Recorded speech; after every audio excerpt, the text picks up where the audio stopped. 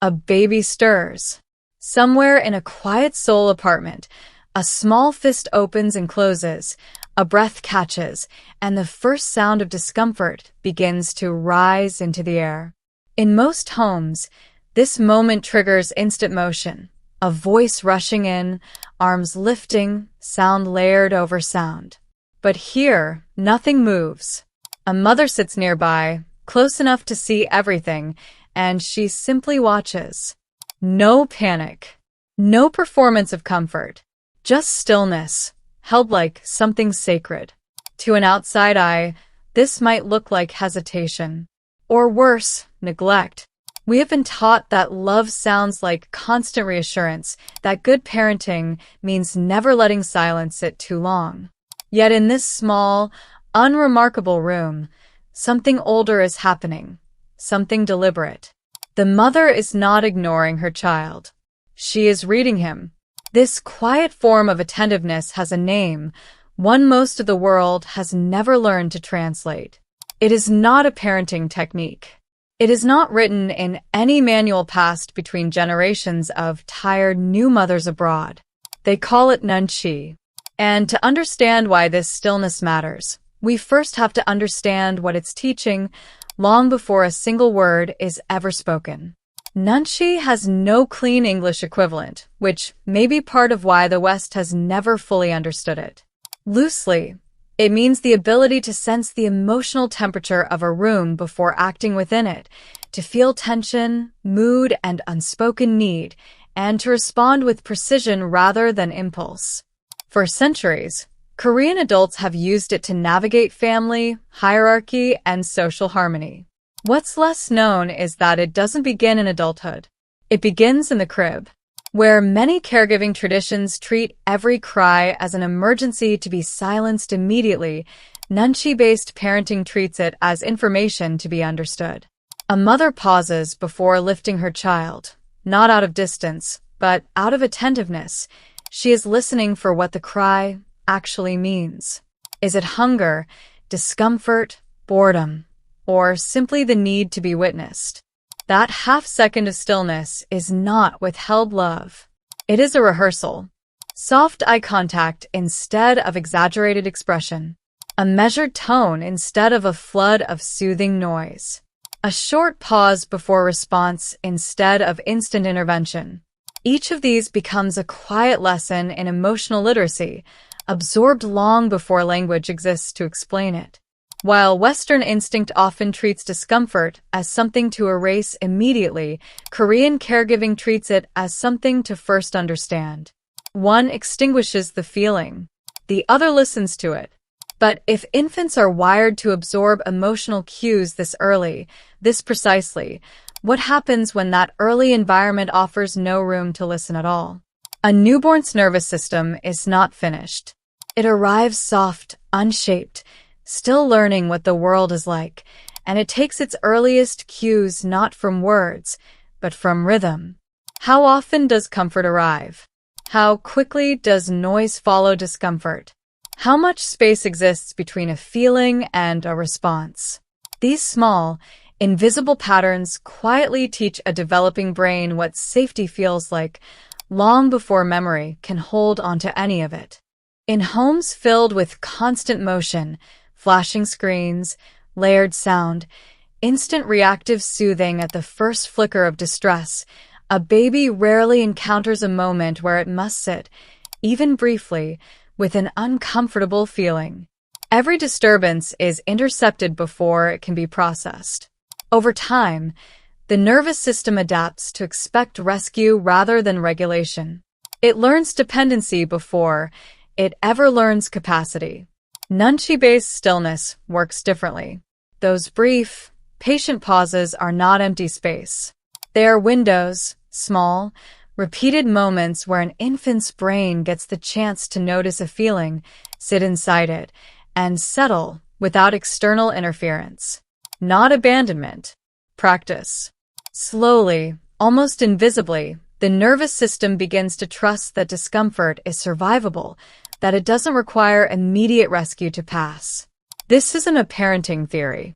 It's neurological architecture, laid down in infancy, shaping how a person will relate to discomfort for the rest of their life. Which raises an uncomfortable question, because somewhere in a home very much like this one, that same nervous system eventually grew up. Somewhere between infancy and now, that same nervous system grew up. It learned to walk, to speak, to carry a job and a phone and 100 quiet responsibilities. But underneath all of it, the old pattern often remains untouched. A silence in the room, a pause between thoughts, a moment with nothing to look at, nothing to hold, and almost instinctively, a hand reaches for a screen. We call this a bad habit. We call it a lack of discipline, a personal failing to be corrected with more willpower, more rules, more effort. But what if it was never a character flaw at all? What if it was simply never practiced? A nervous system that was rescued from every early discomfort never had the chance to learn that discomfort passes on its own. It never sat inside boredom long enough to discover the other side of it. So it grew into an adult who reaches for stimulation not out of weakness, but out of an old, unspoken belief, quietly written in infancy, that stillness is unbearable and must be interrupted immediately. Compare that to a child raised inside Nunchi's quiet rhythm, one who, from the earliest months of life, was given small doses of unresolved feeling and allowed to sit with them. That child doesn't necessarily grow up more talented or smarter or more successful, but they often grow up with something rarer, the capacity to remain still inside their own mind without panic. This isn't about blame. It was never a choice made in adulthood. It was a pattern shaped long before choice existed. And patterns, unlike character flaws, can be reshaped. Which leads to the real question this documentary has been circling all along. Is it too late to relearn what was never taught in the first place? Nunchi was never meant to end in the crib. It doesn't graduate into something else once a child grows older. It simply continues, quietly woven into the ordinary architecture of Korean life. A child eating breakfast in a quiet kitchen, without a screen narrating every silence. A parent who pauses before correcting, choosing to first understand the mood in the room. A classroom where restraint is modeled as often as it's requested. None of this is dramatic. That's precisely the point. We tend to imagine emotional intelligence as something achieved, a skill mastered through effort, willpower, a breakthrough moment of transformation. But Nunchi resists that framing entirely. It isn't a lesson delivered once and remembered forever. It's a rhythm, repeated so consistently that it becomes invisible, absorbed the way a child absorbs a native language, not through memorization but through sheer repeated exposure. This is where it quietly diverges from most self-improvement thinking. Willpower asks a person to override their environment through sheer force. Nunchi asks something gentler, that the environment itself be designed slowly enough, calmly enough, that regulation stops requiring force at all. A quiet morning, a restrained reaction, a patient, unhurried observation before response. None of these moments are impressive on their own, but strung together, day after day, they build something willpower alone rarely can, steadiness that doesn't collapse under pressure. It is not a technique to apply during hard moments. It is a way of living that makes hard moments smaller to begin with. Which brings us, gently, back to right now, to wherever you are watching this, in whatever quiet or noisy room surrounds you. Return for a moment to that quiet room. A mother, sitting near her child, choosing stillness over rescue. At first, it looked like restraint. Now it looks like something closer to wisdom. She wasn't teaching discipline the way we usually imagine it, not through pressure, not through force, not through some rigid demand for control. She was simply offering small, repeated moments of calm attention, again and again, until they became part of who her child would become. You were not necessarily given that. Most of us weren't.